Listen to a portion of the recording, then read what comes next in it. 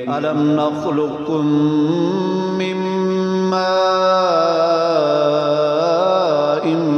مهين فجعلناه في قرار مكين إلى قدر معلوم فقدرنا فنعم القادرون.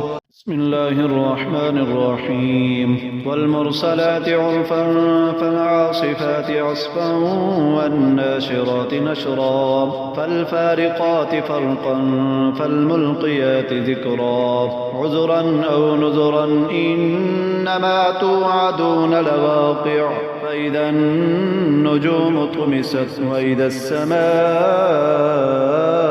فرجت وإذا الجبال نصفت وإذا الرسل أقتت لأي يوم أجلت ليوم الفصل وما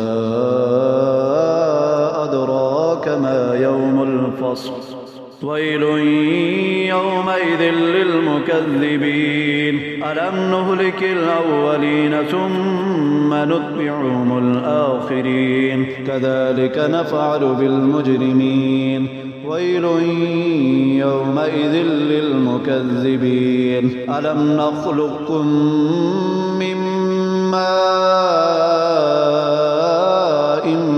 مهين فجعلناه في قرار مكين إلى قدر معلوم فقدرنا فنعم القادرون. ويل يومئذ للمكذبين. ألم نجعل الأرض كفاة أحياء وأمواتا وجعلنا فيها رواسي شامخات وأسقيناكم ماء فراتا. ويل يومئذ للمكذبين.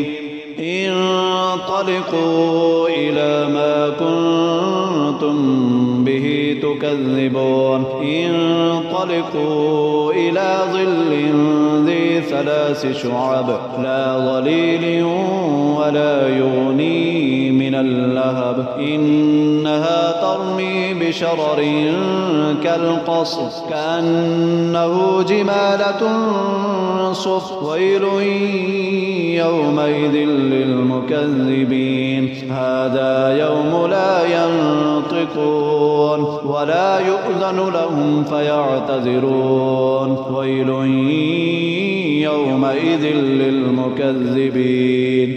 هذا يوم الفصل جمعناكم والأولين فإن كان لكم كيد فكيدون. ويل يومئذ للمكذبين.